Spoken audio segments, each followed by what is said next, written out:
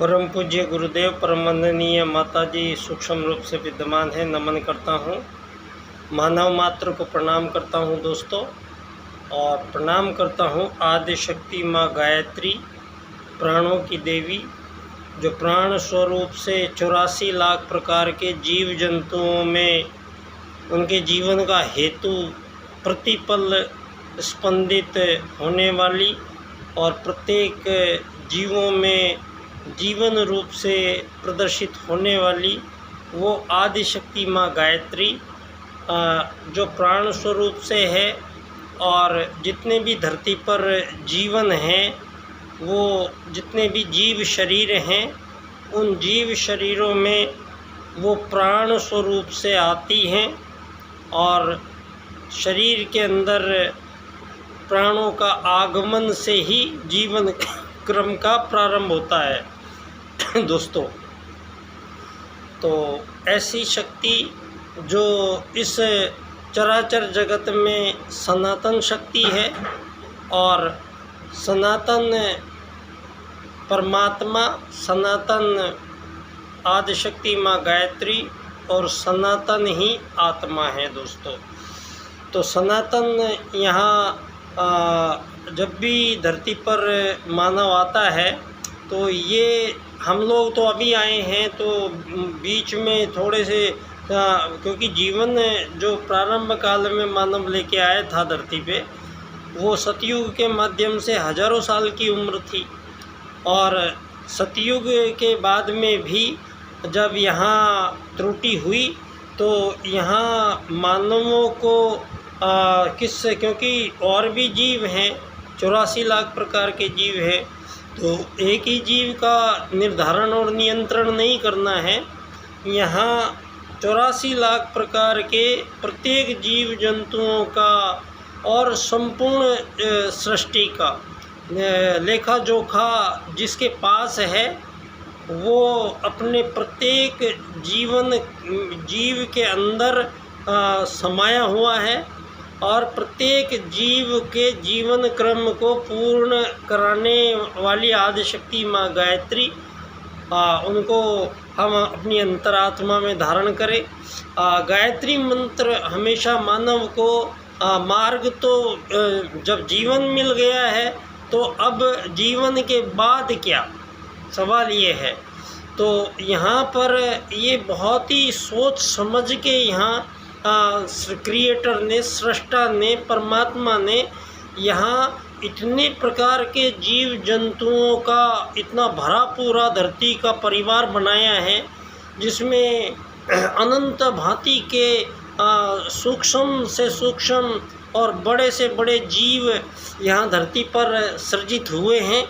और यहाँ मानव के साथ साथ वो संपूर्ण जीवधारी हमारे आसपास निवास करते हैं।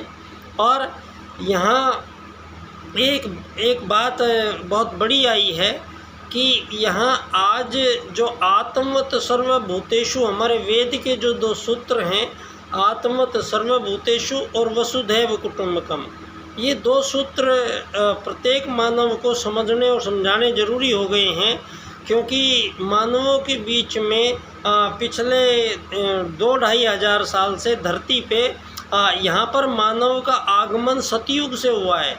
और ये जो हम बात कर रहे हैं, ये विगत 2.5 वर्षों की बात कर रहे हैं। और 2.5 साल से पहले, 2.5 साल से पहले आज ये साबित हो चुका है दुनिया में कि धरती पे भगवान श्री राम का आगमन 5000 वर्ष पहले भारत में हुआ था। ये आज नासा ही ये साबित करके दे रहा है। तो सारी दुनिया में ये 5000 वर्ष पीछे भारत में मानव जीवन था। और मानव जीवन तो था, मानव जीवन के साथ साथ उनके जो ज्ञान विज्ञान के क्षेत्र में और मानवों के कर्म निर्धारण के क्षेत्र में मानव जो धरती पर आते हैं, अपनी एक जीवन यात्रा को पूर्ण करने के लिए यहाँ धरती पर मानवों से जो भी प्रकार के कार्य करवाए जाएंगे, इसका निर्धारण परमात्मा नहीं करता है दोस्तों।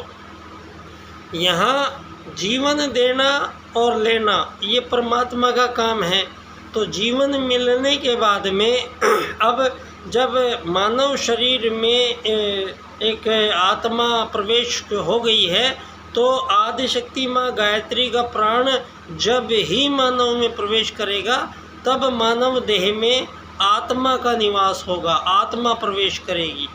तो संपूर्ण चराचर जगत में जितने भी जीवधारी हैं उनमें जब ही जीवन क्रम प्रारंभ होता है जब संपूर्ण पंच महाभूतों के बने हुए इन जीव शरीरों के अंदर परमात्मा का ही एक अंश आत्मा इन सभी प्रकार के शरीरों में घुसता है। तो जैसे ही आत्मा के मानव में घुसता है तो बच्चे की आवाज़ निकलती है, जैसे ही कुत्ते के में घुसता है तो उसकी भौंकने की आवाज़ आने लगती है, तो चिड़िया में घुसता है चों चों की आवाज़ करने लगता है। तो यहाँ पे शेर की जीवन में मिलता है तो दहाड़ने लगता है, बकरी के जीवन में आता है तो मिमियाने लगता है। तो दोस्तों यहाँ एक बात, ये दो बातें यहाँ पर आपके समक्ष प्रस्तुत हो रही हैं। एक तो धरती के सनातन जो है आदिशक्ति माँ गायत्री है, प्राण रूप से है, प्राण का कोई ना आकार है ना प्रकार है, उसको आप देख नहीं सकते हैं। और परमात्मा भी वो अदृश्य रूप में है। परमात्मा को भी परमात्मा जो संपूर्ण चराचर जगत में जिसका जो खुद ही निवास करता है, तो उसका रूप रंग नहीं है। जिस प्रकार गायत्री माता चुंबकीय तरंगों के रूप में है, उसी प्रकार से परमात्मा बहुत सारे प्रकाश के रूप में है। तो ये इसका कोई आकार तो है नहीं। तो परमात्मा का और सनातन, जहाँ परमात्मा सनातन होते हैं वहाँ पर परमात्मा के ही अंश जो आत्माएं हैं वो भी सनातन होती हैं। और ये सतयुग से जो गणना पीछे आई है, अभी तो आप 2500 साल की दुनिया को बता रहे हो, लेकिन हमारे ये वेद के अनुसार यहाँ जो 5000 वर्ष पहले भगवान श्री राम से भी आज भारत में अभी लेटेस्ट पुरातत्ववेताओं की खोजें हो रही हैं। एक सिनोली की खोज हुई थी पश्चिमी उत्तर प्रदेश में, और अभी गोवा में और दक्षिण में कई जगह कुछ खोदा गया है। और उन खोदों में के परिणाम स्वरूप जो भी वो निकला है वहाँ से सामान, तो आज वैज्ञानिक हतप्रभ हो गए हैं कि वो सामान 20,000 वर्ष पहले का है।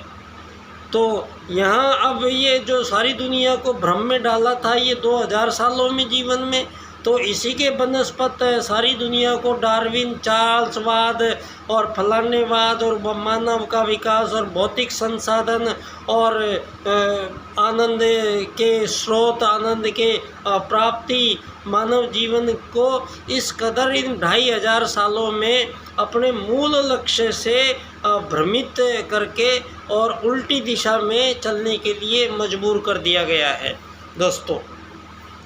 तो ऐसे में आज ये बात साबित हो जाती है कि धरती पे प्रथम मानव का आगमन जो है वो भारत में हुआ है।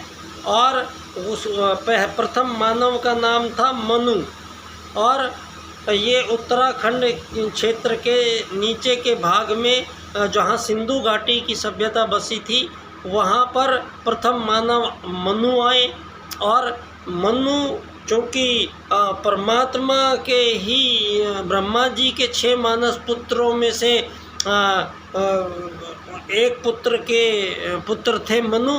तो धरती पे यहाँ प्रारंभ काल में जो अभी 2000 सालों में ये पश्चिम ने सारी दुनिया को डार्विनवाद का सिद्धांत पढ़ाया है, चार्ल्सवाद का सिद्धांत पढ़ाया है। और